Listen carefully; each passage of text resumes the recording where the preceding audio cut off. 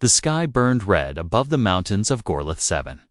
A plasma storm rolled across the rocky land, its energy tearing through trees, smashing boulders, and setting the ground on fire. It was not a place for any living being to survive, and yet Jack was there, running through smoke and sparks. His helmet lights flickered as his boots hit the muddy rocks. Searching for the source of the distress signal. Human rescue team, this is the mining outpost. The radio buzzed in his ear. Abort mission, storm intensity critical. But Jack didn't turn back. He couldn't. Something about the signal felt different, turgent, scared, desperate. He pushed forward, ignoring the voice, the wind howling around him like a wild animal. Then he saw a crashed alien transport ship, half buried in the ground, flames crawling up its side. The hull was cracked and one door had burst open. Jack sprinted toward it, holding his arm up to block the heat. Inside, red emergency lights blinked weakly, and smoke filled the narrow corridors. He coughed, his suit filter struggling, but he kept going. That's when he saw her. Lying against the wall was a young alien girl, barely moving. Her skin was pale blue and glowing faintly under the red lights. She was dressed in ceremonial robes. Strange symbols marked her arms and neck. She looked up slowly, her violet eyes locking onto his. "Please," she whispered in a soft, shaky voice. "Not the fire, please." Jack didn't wait. He dropped to his knees, checked her pulse, weak but steady, and then lifted her into his arms. She was lighter than he expected, almost weightless, but she flinched when he touched her, as if her body was covered in wounds he couldn't see. "It's okay, I've got you," Jack said, even though she probably didn't understand his words. Still, her hand gripped his suit weakly, like she didn't want to let go. Outside, the storm grew louder, lightning crashing close. The air shimmered with burning energy, and Jack knew they had only minutes before the area was completely swallowed by plasma waves.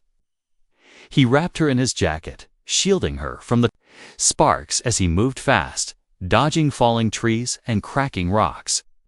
Then she spoke again, this time in her own language, barely a whisper in the wind. One word, repeated again and again. Kelvaron. Kelvaron. Jack didn't know what it meant, but her eyes were locked on him, tears rolling down her cheeks as she whispered it.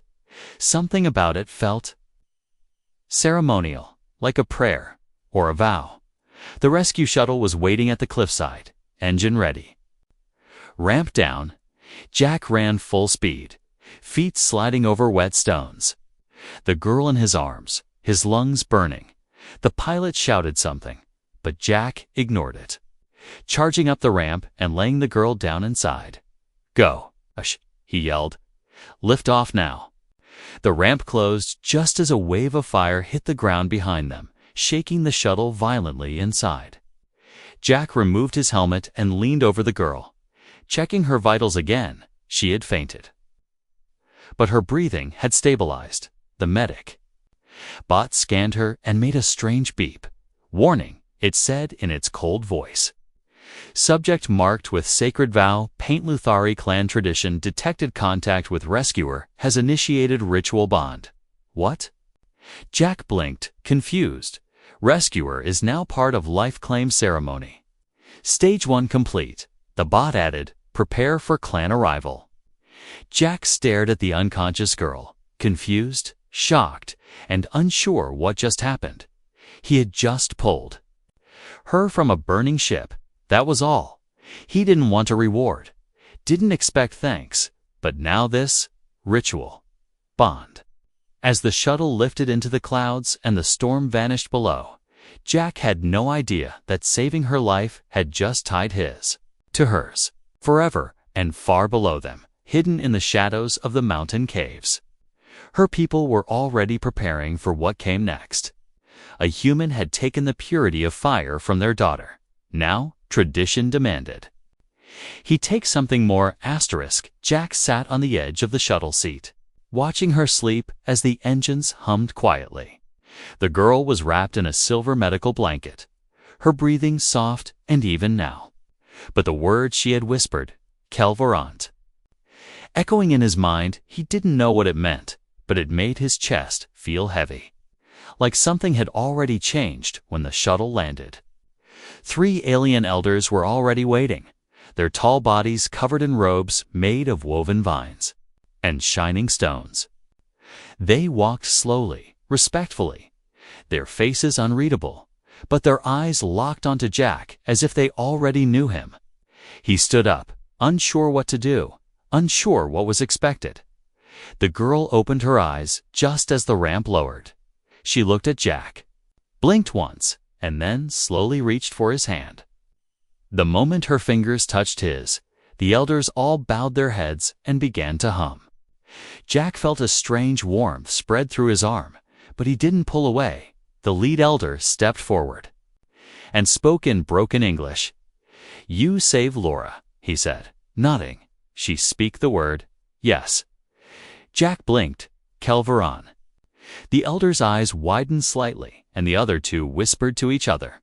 "Yes," the elder said. "She choose. Now law begins." "What law?" Jack asked, confused. "I just saved her, that's all." The elder's voice turned. Firm, almost cold. "She is unbound daughter, untouched by clan," he said. "You save life in fire. Now she belongs to you." Jack stepped back, shaking his head. "No, I didn't ask for that." He said, "I didn't agree to anything." The elder raised a hand. No ask, no need. The fire chose. And she confirmed. Jack looked at Lure, who was now sitting up and watching quietly. Her eyes looked sad but calm, as if she already knew this would happen. He tried to explain, tried to tell them he didn't want this responsibility, that he was just doing the right thing, but they didn't listen. To them, saving her life was more than kindness. It was a spiritual act, and because of the sacred bond, their custom demanded something Jack wasn't ready for. That night, they brought him to a stone chamber deep inside the mountain. The walls glowed faintly with symbols carved thousands of years ago. A fire burned in the center, and petals were scattered across the floor. It was clear what they expected. A female priest placed a robe on Jack's shoulders. Whispering a prayer in her language, he felt trapped, like he was falling into something ancient and unstoppable. When Laura entered, dressed in flowing white and gold, she walked slowly, eyes lowered, but when she reached Jack, she looked up at him, and her voice shook as she spoke. "I don't want to force this," she said softly, "but if you do not accept, they will give me to another." Jack's heart sank. It wasn't just tradition, it was control. They were using old rules too. Bind her to bind him. He turned away, breathing hard, trying to think. He didn't come to this planet to become part of some alien marriage ritual. But if he walked away now, she would be taken by someone else, and she might not survive it. Laura touched his arm again, and this time, her touch wasn't part of the ritual. It felt real. "I am not afraid of you," she whispered. "You were gentle in the fire." Jack looked at her again, truly looked, and saw that she was trembling, not from fear, but from waiting, from being treated like property by her people. "I don't know your ways," Jack said finally, "but I won't hurt you." She nodded slowly. "Then stay with me, even if just tonight, outside the chamber." The elders waited for the glow of firelight to change color. Inside, Jack and Laura sat near the flames, neither moving, neither speaking. 2 people from different worlds, caught in something older than both of them, but for now, they were not. Bound by force, just by choice and silence, and the fire that almost took them both. The sun had not yet risen when Jack opened his eyes. The fire in the chamber had burned low, casting soft shadows on the stone walls. Laura was still awake, sitting across from him with her knees pulled to her chest, her eyes fixed on the dying flames. She looked so small, so alone, even with him sitting only a few feet away. He moved quietly and sat beside her, but didn't speak. The silence between them wasn't uncomfortable, felt heavy, filled with things neither of them knew how to say. Then slowly, she turned her head and looked at him. Her face calm, but her eyes full of something deeper. Pain, maybe, or memory. "My mother died in a fire," she said, her voice barely louder than a whisper. "Same fire that took my brother." Jack didn't know what to say. He just listened. "They burned in their sleep, long ago." "Before I knew what a vow was," she continued, "I was the only one saved. And my people said it was the God's will." Her lips trembled as she stared at the flames again. "They said I was meant for something sacred, that I should remain untouched, pure, until the storm gave me to someone." She looked at him again. "I hated that." Jack stayed silent, letting her speak on her own terms. "I ran away 3 times," she said, a small, bitter smile on her face. "Each time they found me and brought me back, told me the storm hadn't chosen yet." Jack looked down at the ground, his hands clenched. "You were trying to escape when your ship crashed," he guessed. She nodded. "I didn't care if the storm killed me," she said. "At least then I would be free." Her words cut deep, deeper than Jack expected. She wasn't some princess waiting to be saved. She was a prisoner in her own story. And now, by saving her, he had accidentally become her new cage. "I don't want to own you," Jack said, finally, his voice low. "You don't," she replied. Gently, not like them. There was something soft in her voice, like she wanted to believe it. She reached for a long, thin cloth at her side and unfolded it. Revealing a knife, Jack tensed, his body going still.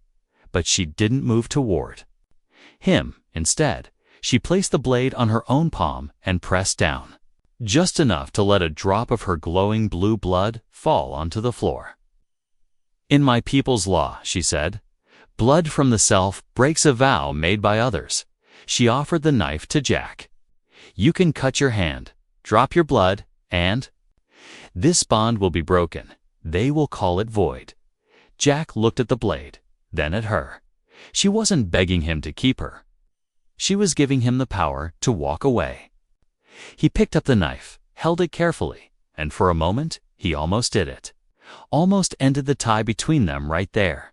But then he looked at her face again, at the strength it took for her to give him that choice, and he put the knife down.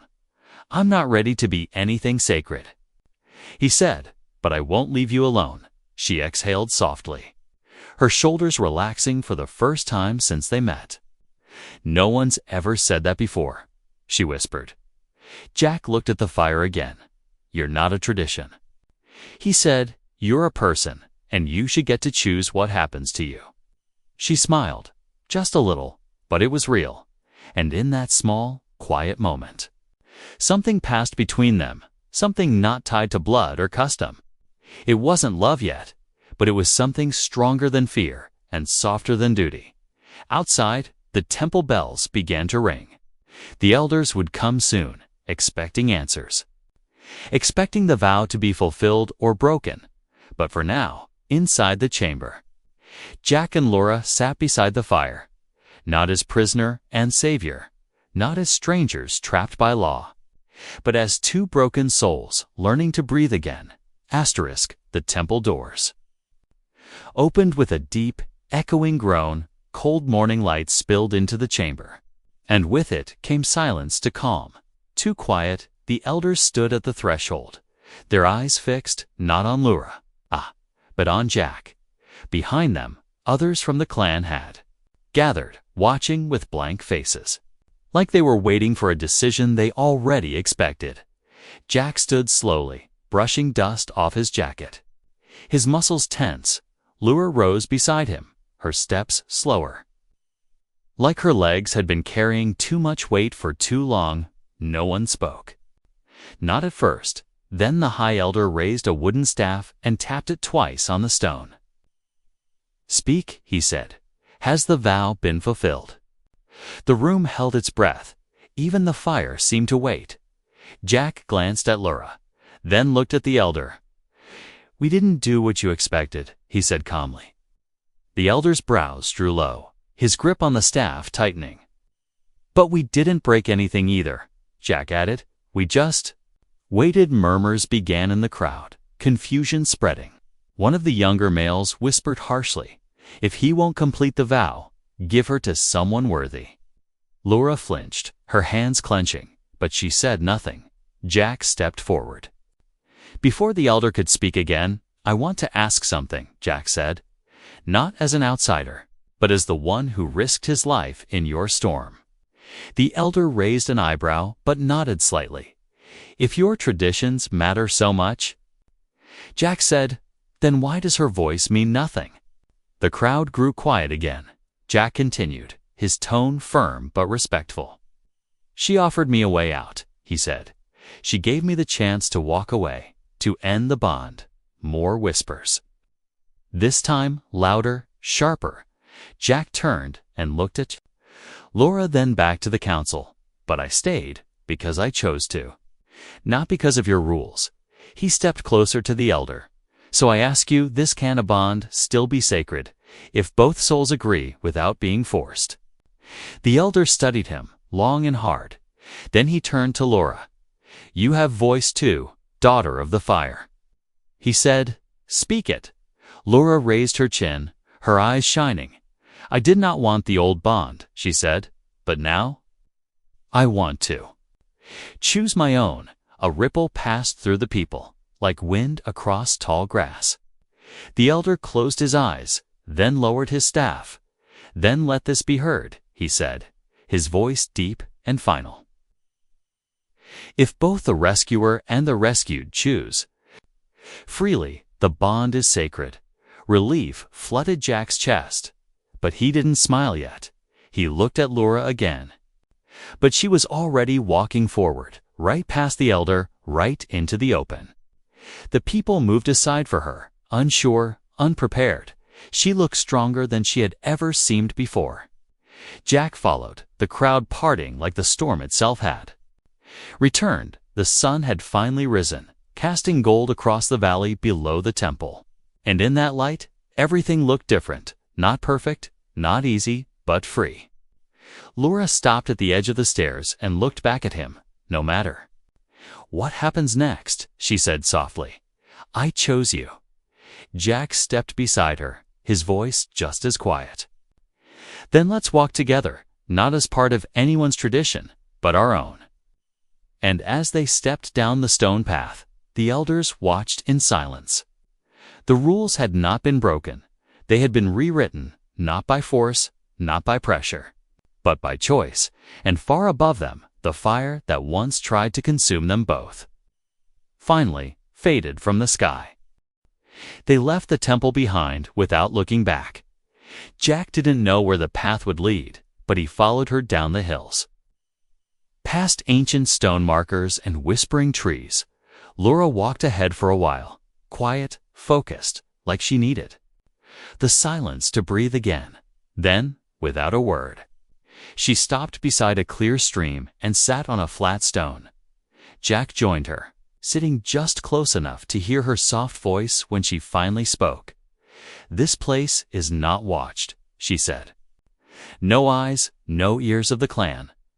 Jack nodded, dipping his fingers in the cool water. "Feels better that way," he said, "like we can think." She took a deep breath, the kind someone takes after being held underwater for too long. "My body still feels like it belongs to them," she said. Even now, Jack didn't interrupt. He just listened. "They trained me since I was a child," she continued. "Told me how to stand, how to speak, how to lower my eyes, how to be ready." Her hands touched the sides of her arms, where the paint had faded. "But you never looked at me like that," she added. Almost surprised, Jack leaned back against a tree. "Watching the leaves move with the breeze, I looked at you like someone who needed help," he said. "That's all I saw in the fire." She gave him a sideways glance, like she wasn't sure whether to believe that or not. "Most men don't look past what they want," she said, "even among my kind." They sat for a long time in that quiet space, letting the forest speak for them. Birds chirped, water flowed, and somewhere far away, thunder rumbled. But it wasn't the storm that worried Jack, it was the choice they had made. They had broken something sacred not by running, but by rewriting it, and someone, somewhere, wouldn't like that. "We can't stay here forever," Jack said. At last, no, Laura agreed, "but we can stay until the moon changes." Jack looked up at the sky through the trees. "How long is that?" "3 nights," she said. "Then my body will glow again." Jack blinked, unsure what that meant. She noticed and touched her stomach gently. "When the bond is accepted, something inside begins to stir," she said. "Energy, light, spirited, flows from the fire and the blood." Jack's throat tightened. "You mean a child?" "No." She shook her head quickly. "Not that fast. Not unless the ritual was complete." Jack relaxed a little, "But it's something like a signal," she said. "A sign to my people that the union has begun its course." She looked at him seriously. "If they see the glow and the bond isn't sealed, they will think I am damaged." Jack frowned. "That's not fair," he said. "It's not about fair," Laura said with a bitter smile. "It's about their laws." That night, they made camp beneath a tall stone arch covered in moss. Jack made a small fire. Nothing like the roaring plasma storms of before, just enough to keep warm. Laura sat beside him, arms around her knees, her eyes reflecting the flames. She looked tired, but peaceful, like someone learning to exist without a chain around their neck. As they ate the food Jack had packed, she looked at him with something soft in her expression. "Do you think your people will come looking for you?" Jack nodded. "They probably already are," he said. "But I don't think they'll understand why I stayed." "Would you go back?" she asked. He looked into the fire for a long moment. "I don't know," he said truthfully. "Maybe?" "If you came with me." She said nothing for a while, then slowly leaned against his side, her head resting on his shoulder. "I don't know how to be free," she whispered, "but I think I want to learn." And as the moon rose above them, quiet and full, Jack knew this wasn't the end of the story. It was only the beginning of something fragile, something real, something not born from fire or blood or law, but from choice, and a promise spoken without words. The moonlight fell gently over the valley as the second night began. Jack and Laura had moved deeper into the forest, following an old hunter's trail that barely held together through the thick trees and roots. They weren't running, not anymore, but they were not safe either. Laura's skin had started to glow again, not bright, just a soft shimmer, like moonlight trapped under her skin. She didn't speak of it much, but Jack noticed how she wrapped herself tighter at night, how she avoided looking at her own hands. The bond was waking, even without the ritual. And with every heartbeat, they both felt something pulling them together. Not tradition, not pressure, but something quiet and ancient. As they crossed a shallow stream, Laura stopped suddenly, her feet frozen in place. Jack looked back and saw her eyes wide, focused on something in the water. The surface rippled unnaturally, as if something beneath was watching. Then he heard it, a high-pitched clicking sound, echoing from the trees around them. "Scouts," Laura whispered, "from the High Clans." Jack reached for the small plasma knife at his belt, the only weapon he had left. "Are they yours?" he asked. She shook her head. "They served the one I was promised to before." The clicking grew louder, more of them now, surrounding the trail without thinking. Jack grabbed her hand and pulled her off the path into the thick brush. They ran through the darkness, dodging branches and roots, their feet splashing through muddy ground. Behind them, the clicks turned into growls. Deeper and closer, they stumbled into a cave, half covered in vines, and ducked inside. Jack held his breath. As shadows passed the entrance, thin and fast, Laura clung to him, her glowing skin making it harder to stay hidden. He covered her with his jacket, his body pressed close to block the light. They stayed like that for a long time, not moving, not speaking, only their breathing filled the silence. Eventually, the sounds outside faded. The scouts had moved on, at least for now. Laura pulled away slowly, her voice shaking. "They're not just here for me," she said. "They're here for you too." Jack frowned. "Why?" "Me. Because you changed the story," she whispered. "You refused the old way. And now they want to punish both of us." He leaned back against the cave wall, running a hand through his hair. "I never wanted to start a war," he muttered. "You didn't," she said, "but sometimes a single flame is enough to set the forest on fire." They made a small camp in the cave that night, too tired to keep running. Jack built a quiet fire again. But something was different now. Laura sat close to him, closer than before, her glow no longer hidden.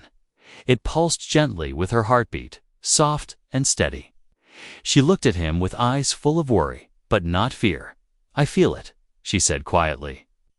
"Something inside me is changing." Jack placed his hand over hers. "Do you want it to?" She took a long pause, then nodded. "Only if it's with you." They didn't speak again after that, just sat together as the fire warmed the cave. There was no ritual, no pressure, no temple watching, only the sound of water dripping from the ceiling and the soft rhythm of their breaths. Outside, the forest was alive with danger. But inside the cave, they found something stronger than fear. A connection not forced, but formed. And though the storm would come again, at each other now, not as captor and chosen, but as two hearts learning to beat in the same rhythm. The third night arrived quietly, but the silence was heavy. It wasn't peace. It was the kind of stillness that came just before something broke. Laura's glow had spread across her arms and face, now soft like starlight. She didn't hide it anymore, and Jack didn't look away. They had left the cave before dawn, moving toward the edge of the valley where an old signal tower stood. It hadn't worked in years, but Jack had a plan. He wanted to fix it, to call his people, to ask for a way out, not to escape from her, but to find a place where they could choose their own life. Not one forced by law or blood, Laura helped him climb the structure, handing him tools as he rewired broken panels and cleared away thick vines. She didn't ask questions. She trusted him, and Jack worked faster than he ever had before. Sweat rolling down his back, eyes sharp with focus. But just as the system blinked to life and the antenna hummed, they heard the sound, a low, sharp horn echoing through the trees. Not scouts this time, an entire war party. Laura's eyes widened. "That sound?" she said. "It's him, Vorsk, the one I was promised to." Jack clenched his fists. "I thought he was just a rumor." "He was," she whispered, "until I ran." They didn't have time to run again. The clearing was too open, the signal tower too tall. They stood side by side, no weapons, no help, just each other. Then the trees opened, and the war party stepped out, tall figures in red armor, heavy spears in hand, and in the middle of them, Vorsk was massive, his skin gray and scarred, eyes cold and hungry. He looked at Laura, then at Jack, then laughed a low, cruel sound. "The little human thinks he can break sacred law." Vorsk said, "I will take her now and leave your body for the crows." Jack didn't move. He stepped in front of Laura, even though his legs were shaking. "You're not taking her," he said, voice steady. "She's not yours." Vorsk snarled, his hand reaching for a blade, but Laura stepped forward before he could draw it. "No," she said loudly, "I am not yours." Her voice echoed across the clearing, stronger than Jack had ever heard it. She raised her arms, and her entire body glowed like a beacon. Even Vorsk took a step back, startled. "I chose him," she said, pointing at Jack. "And by the light of the third moon, by my own voice, I end the vow you tried to force." The light pulsed brighter, and the war party looked uncertain, shifting on their feet. Vorse kissed in rage, but he couldn't move. The law was clear even. He couldn't touch her after such a declaration, not without dishonoring his own. Bloodline, Jack stepped beside her, holding her hand, and, for the first time, they felt no fear, only freedom. The signal tower blinked again, then beeped. A voice crackled through the speaker. "Jack, this is Earth Outpost 12. We received your signal. Are you safe?" He smiled. Finally. "Yeah," he said into the mic. "We're safe now." Later that night, under the full moon, Jack and Laura sat on a hill overlooking the valley. No more running, no more rituals, no more chains. Only stars, wind, and a new path ahead. Laura leaned her head on his shoulder. "Will your people accept me?" Jack looked up at the stars and smiled. "If they don't, we'll find someone who will."